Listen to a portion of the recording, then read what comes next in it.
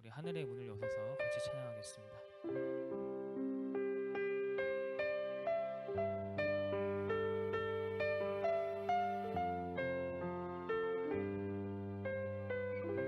하늘의 문을 여소서.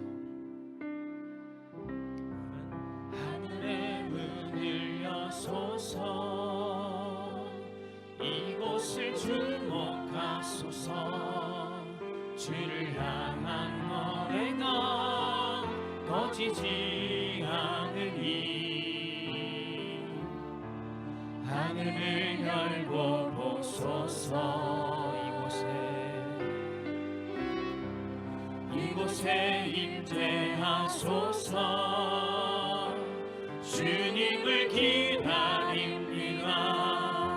기도의 향기가 하늘에 닿으니 주여 임재하여 주소서. 이곳에 오셔서 이곳에 앉으소서. 이곳에서 드리는 예배를 받으소서. 주님의 이름만이 오직 주의 이름만 이곳에 있습니다. 하늘의 문을 여소서. 하늘의 문을 여소서. 이곳을 주목하소서. 주를 향한 노래가 꺼지지 않으니 하늘을 열고 보소서. 이곳에 임재하소서. 주님을 기다립니다. 기도의 향기가 하늘에 닿으니 주여 임재하여 주소서. 이곳에 오셔서 이곳에 앉으소서. 이곳에서 드리는 예배를 받으소서. 주님의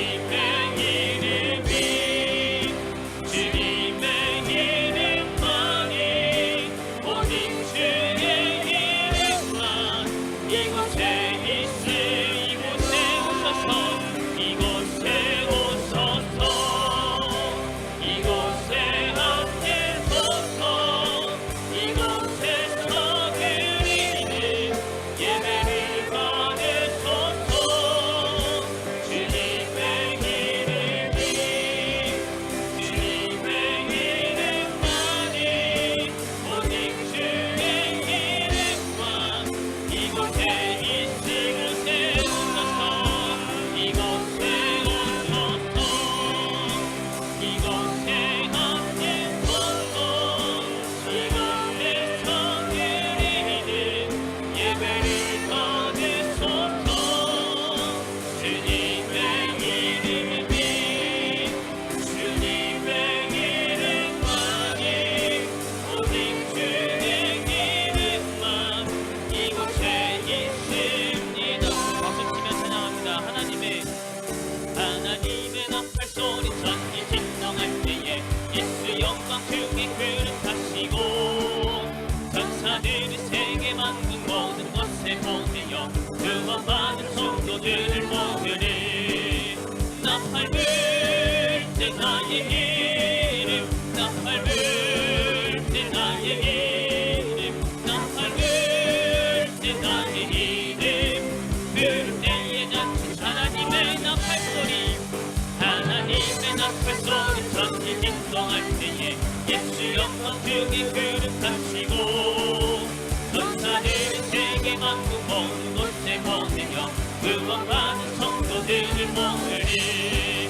나팔 불 때 나의 이름 나팔 불 때 나의 이름 나팔 불 나의 이름 부를 때에 잠시 장명하겠네 무덤 속에 남자는 나겠네 다시 일어나 영화로운 구원 승리 얻으리 주가 택한 모든 성도들은 방어 올라가 공중에서 주의 얼굴 내보리 나팔 불때 나의 이름 나팔 불때 나의 이름 나팔 불때 나의 이름 부를 때에 잔치 찬양하겠네 주님 다시 오실 나를 우리 알 수 없으니 항상 기도하고 깨어 있어서 기쁨은 보다 앞에 은혜 나눠서 그때까지 참고 기다리겠네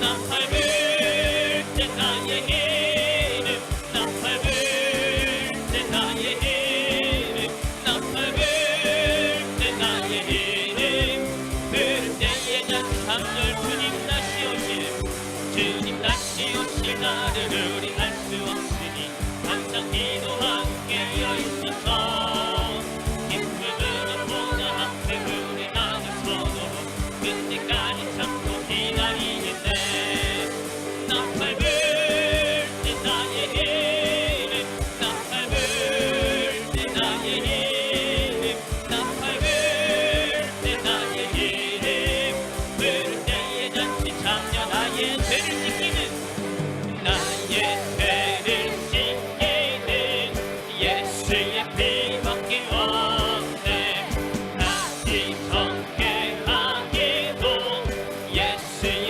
피밖에 없네 예수의 흘린 피 나리의 아오니니 귀하고 귀하다 예수의 피밖에 없네 나를 정죄하기는 예수의 피밖에 없네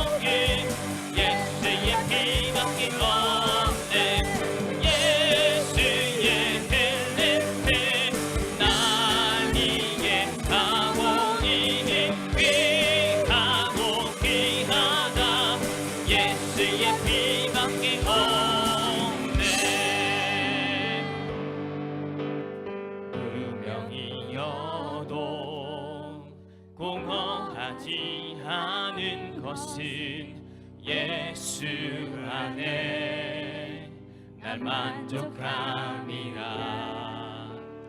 가난하여도 부족하지 않은 것은 예수 안에 오직 나는 부요함이라. 고난 중에도 견뎌낼 수 있는 것은 주의 계획 믿기 때문이라. 실패하여도 일어설 수 있는 것은 예수 안에 오직 나는 승리함이라. 난 예수로 충만하네. 난 예수로 충만하네. 난 예수로 충만하네. 영원한 왕 내 안에 살아계시네. 내 몸이 약해도 낙심하지 않는 것은 예수 안에 난 완전함이라. 화려한 세상 그렇지 않은 것은 난 예수로 충만함이라. 난 예수로 충만하네. 세상 모든 것들도 부럽지 않네. 난 예수로 충만하네. 영원한 왕 내 안에 살아계시네. 난 예수로 충만하네. 세상 모든 풍파도 두렵지 않네. 난 예수로 충만하네. 영원한 왕 내 안에 살아계. 난 예수로 충만하네. 세상 모든 것들도 부럽지 않네. 난 예수로 충만하네. 영원한 왕 내 안에 살아계시다. 난 예수로 충만하네.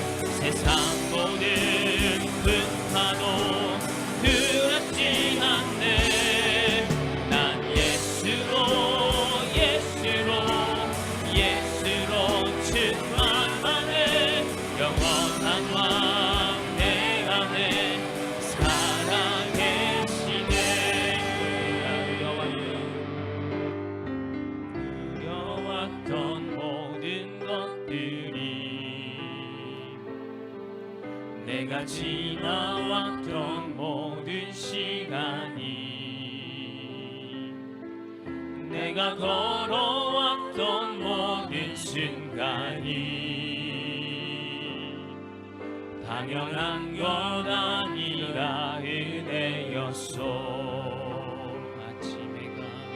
아침 해가 뜨고 저녁에 노을, 봄의 꽃향기와 가을의 열매, 변하는 계절의 모든 순간이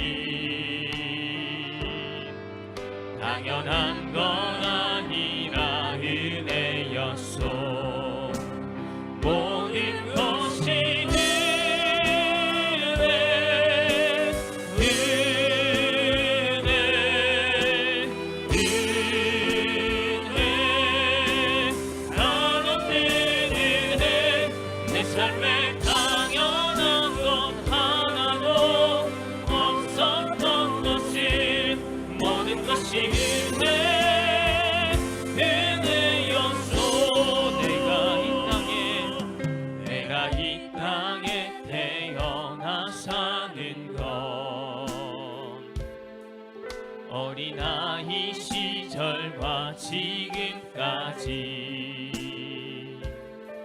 숨을 쉬며 살며 꿈을 꾸는 삶 당연한 것 아니라 은혜였소. 내가 하나님의 자녀로 살며 오늘 찬양하고 예배하는 삶 복음을 전할 수 있는 축복이 당연한 것 아니라 은혜였소. 모든 것이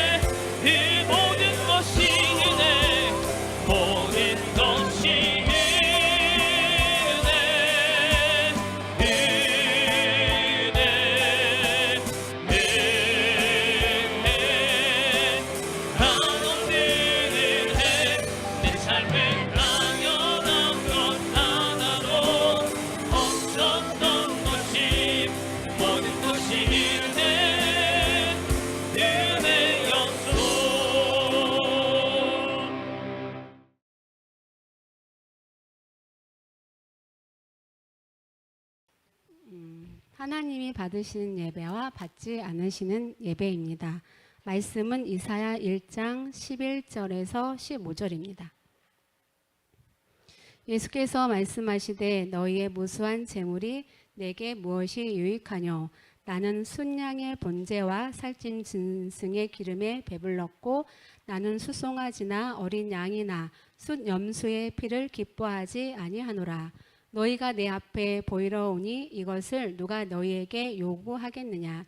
내 마당만 밟을 뿐이니라. 헛된 재물을 다시 가져오지 말라. 분향은 내가 가증히 여기는 바요.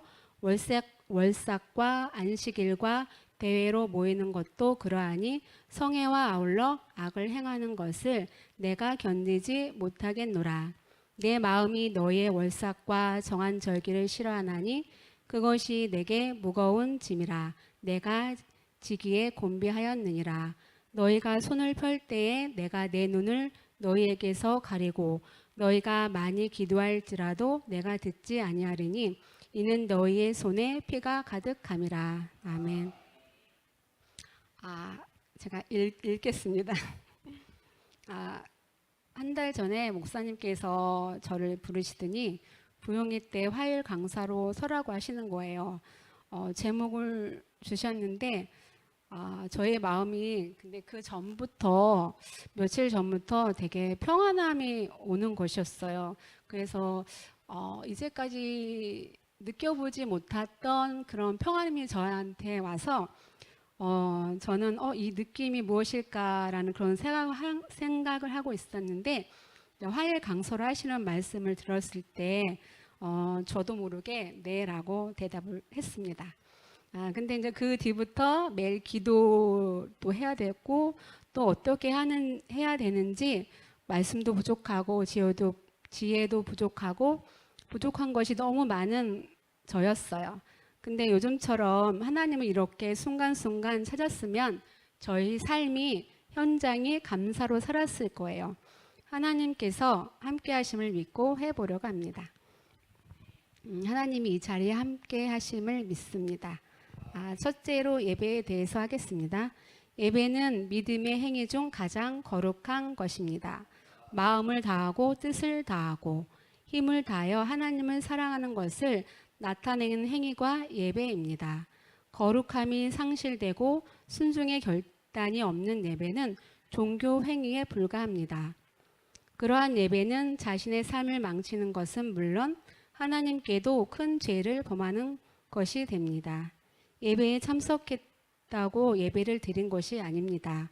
선포되어진 말씀에 대한 순종의 결단이 없다면 예배가 될 수 없습니다.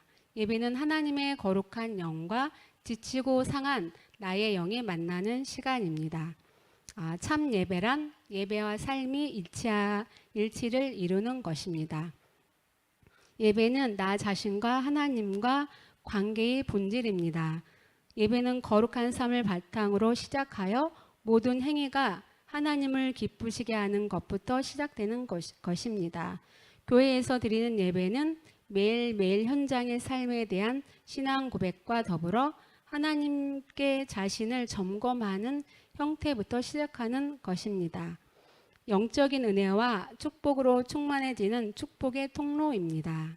즉 하나님이 나와 여러분을 위하여 만들어 놓으신 축복의 행위가 예배의 본질이며 행위인 것입니다. 요한복음 4장 23, 24절을 보면 예수께서 예루살렘에서 갈릴리로 가기 위해 사마리아를 통과하면서 야곱의 우물가에서 한 여인을 만납니다. 그 여인과의 대화에서 예수님은 이렇게 말씀하십니다. 아버지께 참되게 예배하는 자들은 영과 진리로 예배할 때가 오나니 곧 이때라. 아버지께서는 자기에게 이렇게 예배하는 자들을 찾으시니라. 하나님은 영이시니 예배하는 자가 영과 진리로 예배할지니라. 하나님께서는 영과 진리로 예배하는 자들을 찾고 계신다고 말씀하십니다. 여기서 이제 헛된 예배가 5가지가 있습니다. 첫째로 예수 그리스도를 통해 베푸신 구원의 은총에 대한 감격과 감사가 실종된 예배입니다. 둘째로는 하나님께 뭔가 얻기 위해 드리는 예배입니다. 셋째, 잘못된 동기로 드리는 예배입니다. 네 번째, 두 마음을 드리는 예배입니다. 다섯 번째는 회개함이 없이 다친 마음으로 드리는 예배가 헛된 예배라고 생각합니다. 그러면 하나님이 찾으시는 참 예배는 어떤 사람일까요? 영으로 예배하는 사람입니다. 육으로 예배하는 것은 예배 행위일 수는 있지만 그 자체가 하나님께서 찾으시는 예배자의 모습은 아니라는 것입니다. 또 진리로 예배하는 사람입니다. 진리는 하나님의 말씀을 의미합니다. 하나님의 사랑과 은혜가 어떠한지를 밝히 보이는 것이 바로 진리의 말씀입니다. 그리고 삶의 예배를 드려야 합니다. 로마서 12장 1절에서 바울은 우리의 몸을 하나님이 기뻐하시는 거룩한 산 제물로 드리라는 것이 우리가 드릴 영적 예배라고 말씀하고 있습니다. 이는 곧 우리의 삶이 예배가 되어야 함을 말씀하고 있습니다. 삶의 예배는 매 순간 하나님과 교제하듯 사는 것입니다. 예배에 대해서 말씀을 드렸는데 제가 사실 예배를 지키기 위해서 제 생각으로는 되게 힘들었던 것 같아요. 지금은 공예배나 저녁예배까지 모든 성도들이 나오시는데 저 같은 경우에는 이제 결혼을 하고 나서 이제 하니까 이제 세대기니까 별로 힘이 없잖아요. 어머니를 비율을 맞춰야 되니까. 그래서 예배는 나와야 하는데 저희 집이 손님들이 엄청 많이 왔어요. 거의 뭐 한 달에 2번. 그리고 각종 행사는 거의 다 치렀던 것 같아요. 뭐 초복, 중복, 말복, 보름, 뭐 명절은 뭐 이루 말할 거 없이 다 했는데 중요한 거는 어머니는 손님이 오시면 주일 예배를 안 가셨어요. 그러니까 저도 당연히 못 올 때가 있었죠. 이제 그렇게 되면서 제 마음이 자꾸 우울해지고 이거는 아닌데 이제 저 혼자 이제 막 엄청 스트레스 받고 목사님 사모님은 아실 건데 정말 저는 이루 말할 수 없이 엄청 힘들었어요. 그러다가 완전 제가 살아야 되겠다는 그런 생각이 들어서 제가 아침은 8시, 점심은 12시, 저녁은 6시로 딱 결정을 해놓고 준비를 하기 시작을 해요. 근데 이제 어머니는 밖에 나가서 계시다가 여름 같은 경우는 뭐 7시, 8시에 들어오실 때도 있으니까 처음에는 그게 안 되고 그러다 보니까 제가 지치는 거예요. 그래서 이제 그렇게 하다가 안 될 때는 안 되고 예배는 드려야 하는데 자꾸 누구는 찾아오고 그러다 보니까 그러다가 목사님께서 재정을 저한테 보라고 하셨는데 재정을 봐야 되니까 주일은 절대적이잖아요. 그러니까 어머니가 주일은 절대적이다 이렇게 이제 생각을 바꾸시는 거예요. 그렇게 하면서 주일을 잘 지켰고 또 수요일, 금요일 예배를 지키면서 완전 저의 삶은 완전 말씀도 듣고 이렇게 하니까 약간 정신적으로 약간 회복이 되는 그렇게 되었어요. 그렇게 되었는데 그렇게 되면서 저의 이제 주일을 이제 하나님께서 정리를 해주신 것 같아요. 저는 교회 가는 사람, 공예배 가는 사람, 지금은 매일매일 가는 사람 이렇게 하면서 하나님께서 저희 주일을 정리를 해주시고 나의 신앙은 예배를 드리는 것부터 승리하기 시작을 했습니다. 이제 그 뒤로 이제 직장 문제가 있었는데 여기 병원에 갈 때 야근을 해야 되는데 자신이 없었어요. 그래서 목사님께 말씀을 드렸더니 기도해 보시고 가라 해서 그냥 바로 선택을 했습니다. 그러면서 이게 저녁에 출근하니까 제가 집에서는 8시 반에 나가는데 교회를 들렸다 가려면 7시 반에 나와야 되잖아요. 그래서 거기 출근하면서 이제 목사님 말씀하시는 하얀 거짓말을 했습니다.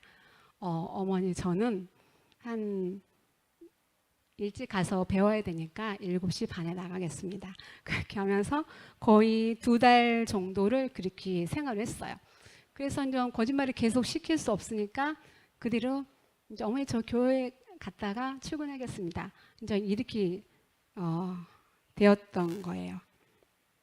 그래서 이제 예전에는 시간을 맞춰서 아침 8시, 12시, 6시 그렇게 했는데 여기 이제 병원에 다니면서 이제 준상 아빠가 7시에 퇴근하니까 이게 또 문제가 된 거예요. 왜냐면 8시까지 교회에 평일에 그렇게 와야 되는데 그걸 못 하는 거예요. 저녁 먹고 뭐 치우고 이렇게 하면은 못 하겠는 거예요. 뭐 한두 번은 어머니한테 이것 좀 해주세요 말할 수 있는데 매일 나와야 되니까 그게 약간 안 되더라고요. 그래서 또 머리를 쓰기를 시작했죠. 준비를 부지런히 해요. 어떨 때는 교회 와서 쉬지도 못하고 저녁 준비하고 예배 드리고 출근할 때가 있는데 이제 머리 써서 미리 준비를 다 차려놔요. 7시에 다 차려놔요. 밥상을 다 차려놓고 밥을 먹고 빨리 치워요. 이러다 보니까 이제 모든 식구들이 밥은 빨리 먹고 빨리 치우고 간다. 이렇게 해서 저한테 맞춰주기 시작한 거예요. 그래가지고 그렇게 맞춰주는 식구들이 정말 감사했고 특히 어머니는 지금 88세신데 지금 많이 변하신 게 주일은 꼭 지키시고 또 제가 사실 피곤할 때 있잖아요. 직장에 갔다 오면 피곤할 때 제가 오늘 피곤하니까 좀 쉬어야 되겠다 하면 얘 너 교회 안 가니? 이러시는 거예요. 그래서 제가 가기 싫어요가 아니라 가야 되는구나 하고 이제 어머니의 생각이 바뀌고 때로는 제가 나태할 때 어머니께서 저를 인도하시는 그런 어머니가 되셔서 정말 감사하는 그런 제 삶이 되었는데 그 과정을 통해서 하나님께서 예배를 정말 잘 드릴 수 있게 인도하셨고 힘들지만 제가 예배에 나와서 말씀으로 위로를 받고 찬송으로 위로를 받으면서 지금까지 예배에 참석을 잘하고 있습니다. 네. 그래서 지금은 예배가 회복되고 감사와 기쁨의 삶이 되어 가고 있습니다. 우리가 예배에 참석하지 않으면 생명의 말씀을 어디에서 듣겠어요? 우리 초대교회니까 목사님을 통해 예배 시간에 생명의 말씀을 듣게 해 주시는 것 또한 감사합니다. 그리고 제사에 대해서 말씀드리겠습니다. 구약은 제사를 말하고 신약은 예배를 말한대요. 구약의 제사의 종류와 그 의미는 일단 가장 중요한 것은 하나님의 마음입니다. 구약은 그림자로 제사의 제도는 하나님을 만나는 길로 하나님이 주신 축복의 길이라고 레위기 1장에서 5장까지 쓰여 있어요. 그럼 첫 번째로 번제는 감사와 헌신을 의미하는 제사로 흠없는 짐승으로 예배를 드린다. 레위기 1장 3절에 그 예물이 수의 번제이면 흠없는 수컷으로 회막문에서 여호와 앞에 기쁘게 받으시도록 드릴지니라. 이렇게 말씀하셨고, 소제는 감사의 의미로 제물로는 짐승의 제물과 함께 곡식을 드린다.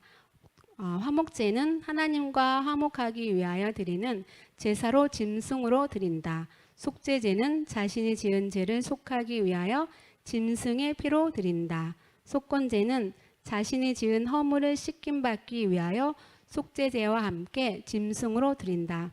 일단 제사도 하나님을 만나는 길입니다. 사람이 하나님을 만나는 것이 아니라 하나님이 하나님 만나는 길을 만들어주신 것이 제사입니다. 이 말 너무 멋진 말인 것 같아요. 하나님이 하나님 만나는 길을 알려주시는 이 말이 얼마나 감사한지 모르겠어요. 또 제사는 하나님이 주신 법입니다.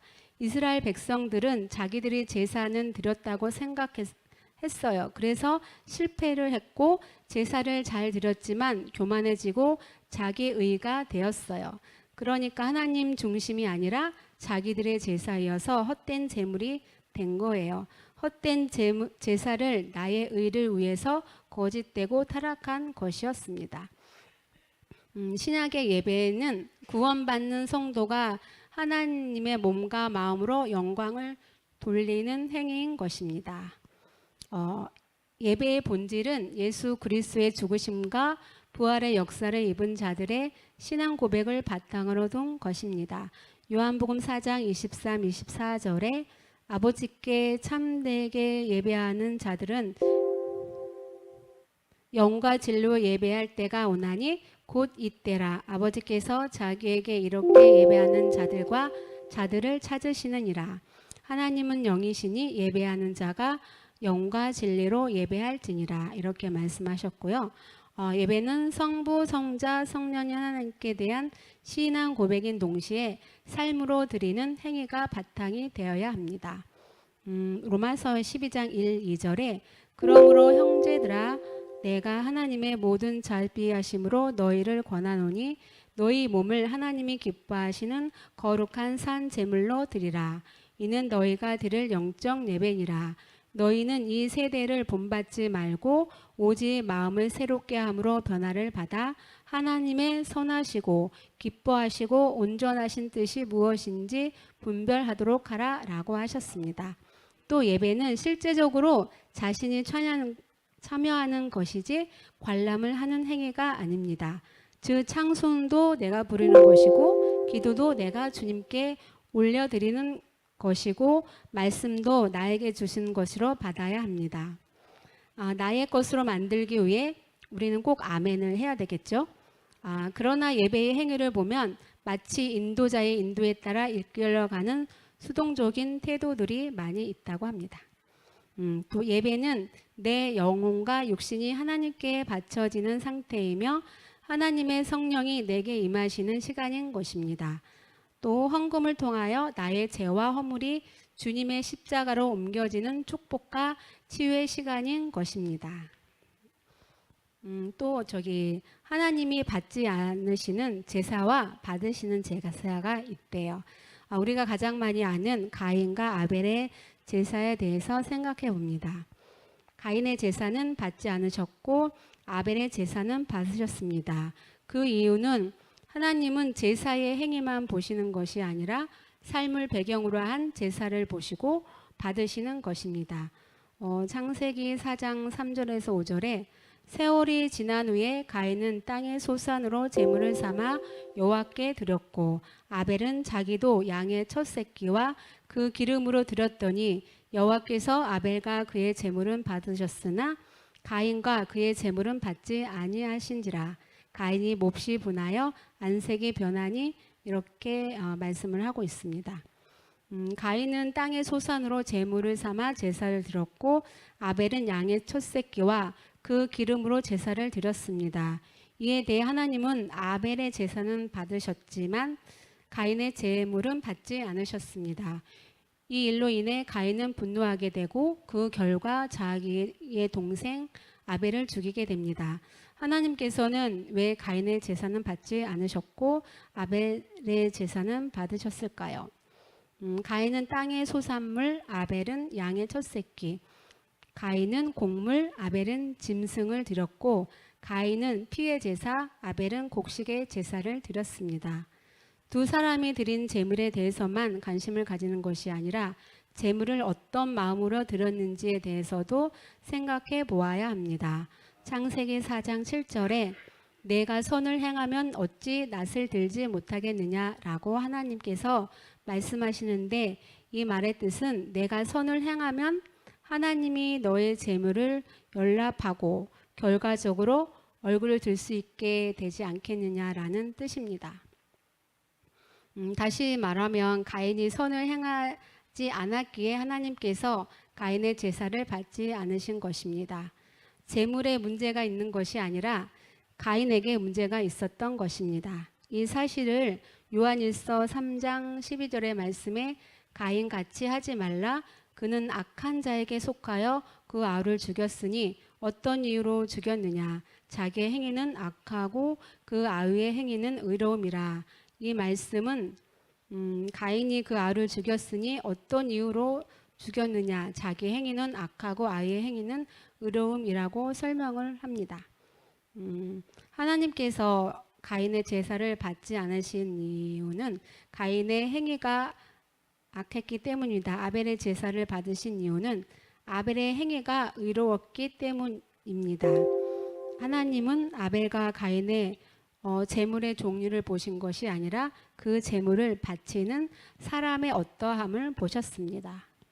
히브리서 11장 4절에 믿음으로 아벨은 가인보다 더 나은 제사를 하나님께 드림으로 의로운 자라 하시는 증거를 얻었으니 하나님이 그 예물에 대하여 증언하심이라. 그가 죽었으나 그 믿음으로써 지금도 말하느니라. 아벨과 가인의 차이는 그들의 제물에 있었던 것이 아니라 그들의 믿음과 삶에 있었습니다. 하나님은 믿음으로 드린 아벨의 제사를 받으셨고 그렇지 않은 가인의 제사를 받지 않으셨습니다. 좀 간증을 해야 되는데 이거는 제가 자녀 헌금을 하기 시작한 게 애들 초등학교 때인 것 같아요. 그때 부흥의 강사님께서 자녀에 대해서 헌금을 하는 것도 좋은 방법이라고 해서 제가 그때부터 이제 자녀 헌금을 하기 시작을 했거든요. 그렇게 생각해 보면 이제 아이들이 그래도 이제까지 살았던 게 하나님 안에서 아무 큰 사고 없이 그렇게 자랐던 것도 하나님께 자녀의 헌금을 드린 것이 감사했고 제가 그런 마음을 그때 주신 하나님께 또한 감사를 드리고 싶습니다. 그리고 저희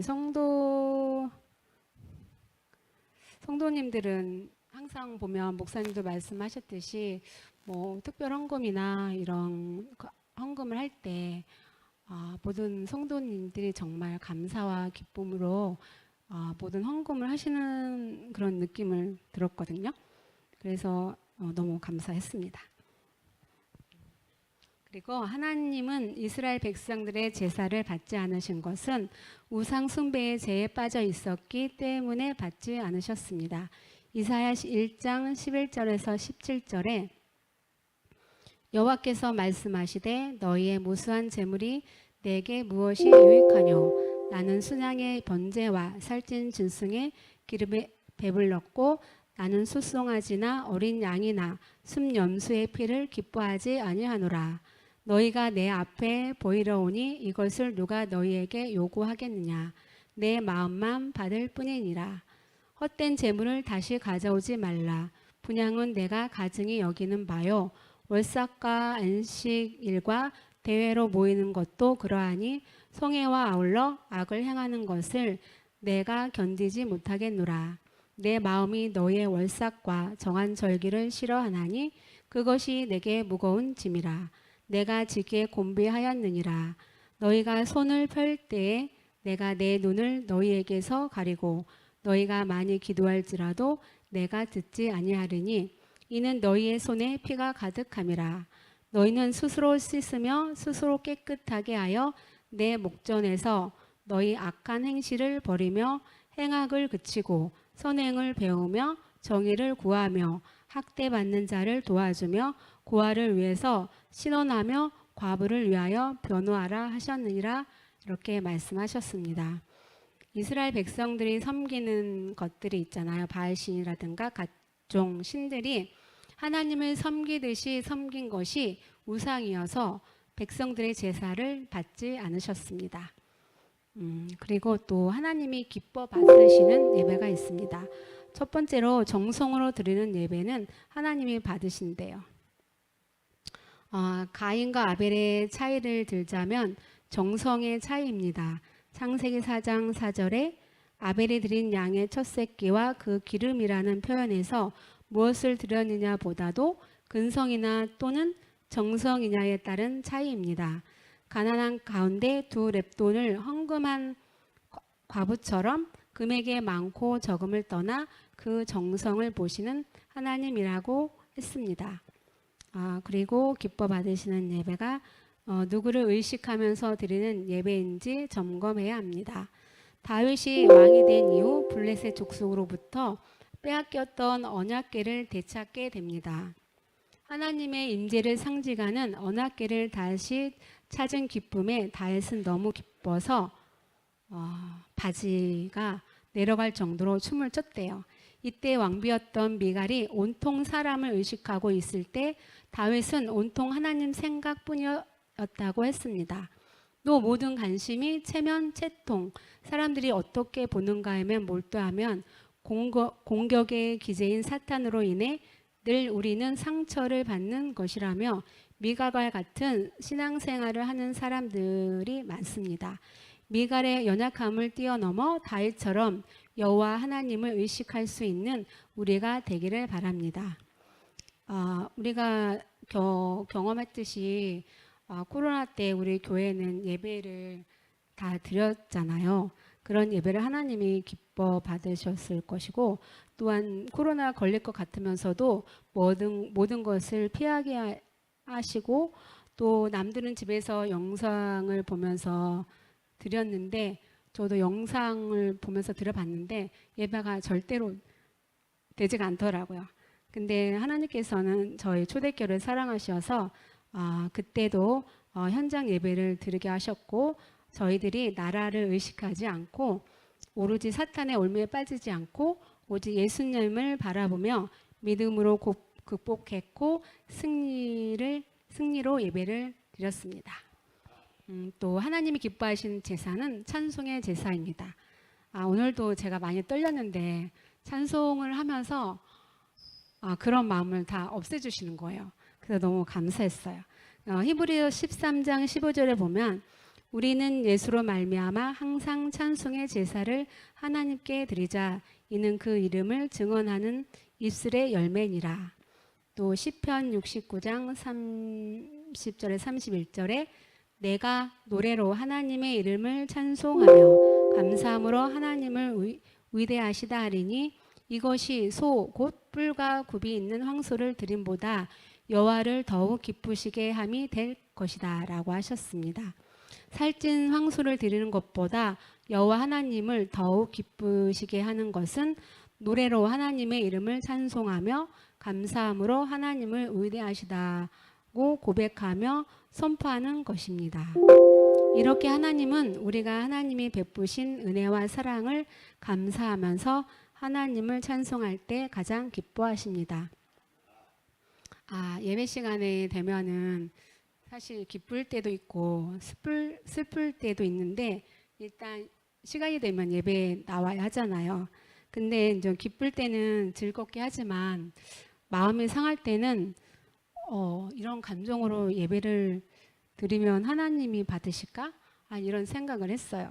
그런데 이제 예배 시간 전에 저번에는 하나님이 제 마음을 아시고 찬양의 말씀들이 나의 마음을 위로해 줬고 또 인도해 줬어요.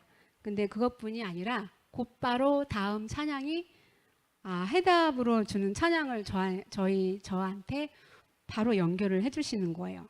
그때 정말 너무 기뻤거든요. 이렇게 바로 해답을 주시거나 이것이 찬양의 기쁨이구나라고 느꼈어요. 이렇게 찬양은 우리의 마음을 움직여서 기쁨의 예배에 참석할 수 있도록 인도해 주신답니다. 우리 하나님은 이럴 때 보면 정말 멋지신 분 같아요. 마음이 너무 즐거워 찬양할 때도 좋고 나의 마음이 상할 때도 찬양의 은혜 받으며 치료받으며 예배를 준비할 때도 너무 좋았습니다.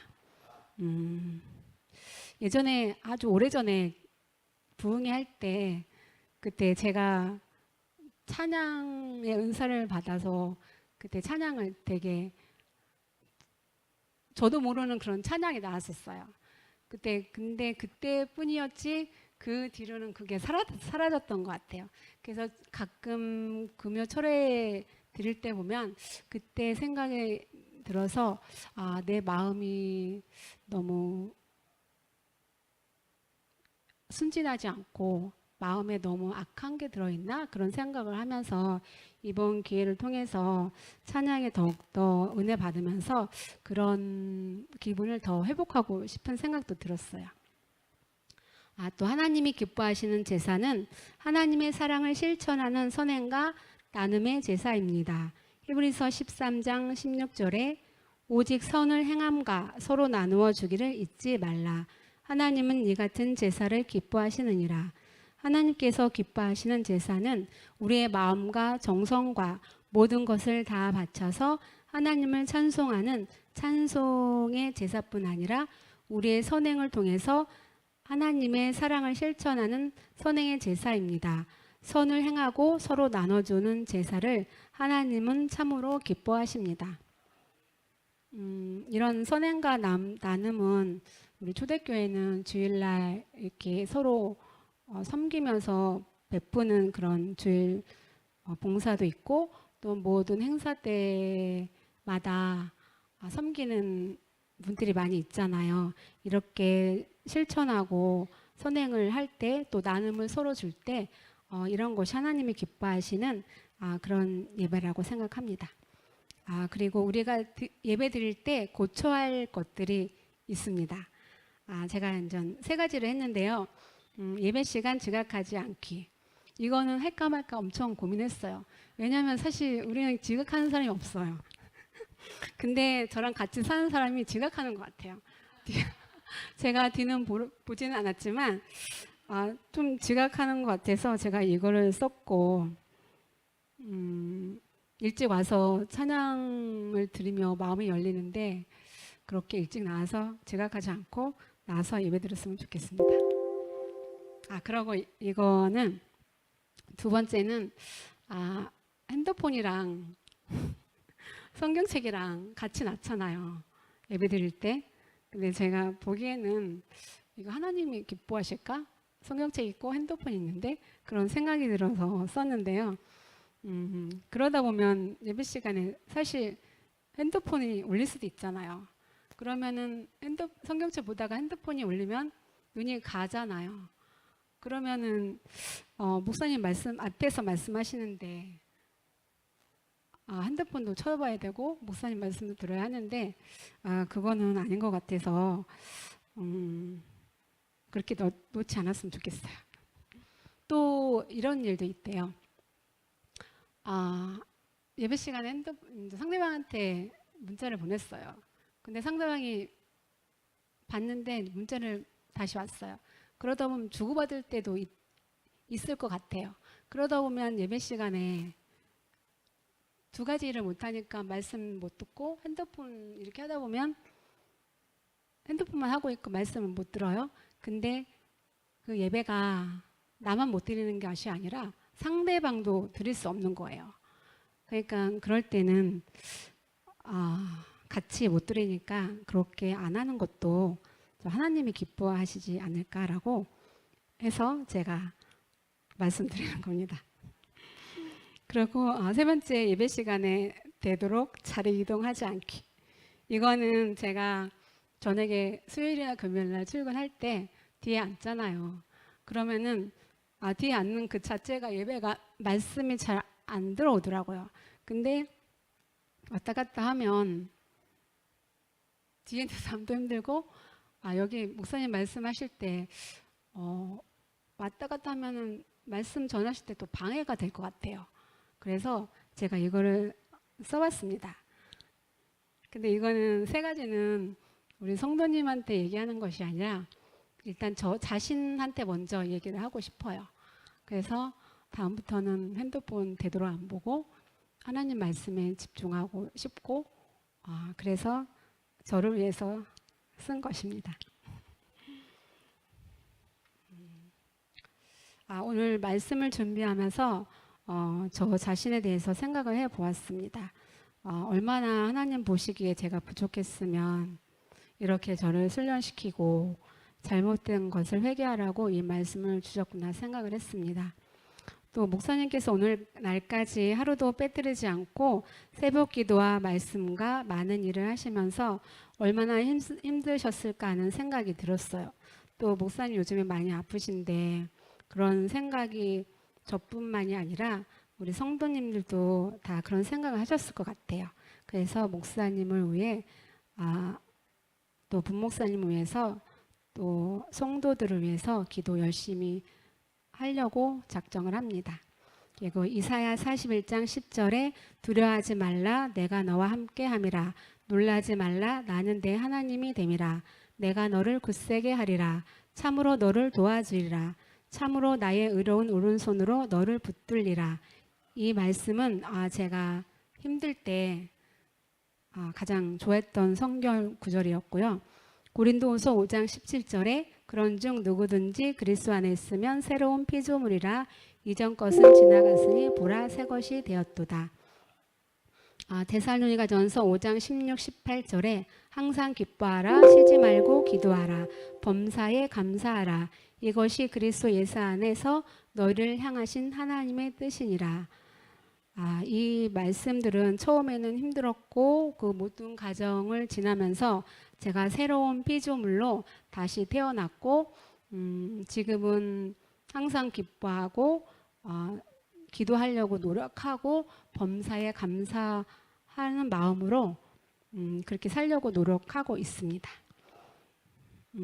우리의 삶 자체가 예배의 삶을 살아가기를 기도합니다. 우리 성도님들과 인격 훈련, 신앙 훈련을 잘해서 신앙의 실체가 되는 우리가 되었으면 좋겠습니다.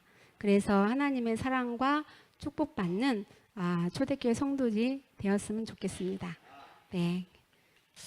항상 우리 원고사님 위해서 기도하면 하나님의 삶으로 신앙생활을 한다는 칭찬을 항상 해주세요. 그래서 정말 달변으로 막 이렇게 하지 않았어도 그 삶 속에서 마음 속에서 나오는 그 이야기가 차분차분하게 우리의 마음속 깊이 스며드는 말씀을 전해주셨습니다. 너무 고맙고 정말 우리 성도님들 보배드립니다. 여러분들 하나님의 사랑 받을 줄 아는 것, 그 사랑 받는 사람이 진짜 감격의 예배, 교회에서 드린 예배만 아니라 삶으로 예배를 드리는 것이기 때문에 신앙의 실체가 되는 것이 이런 말씀인 줄 믿습니다.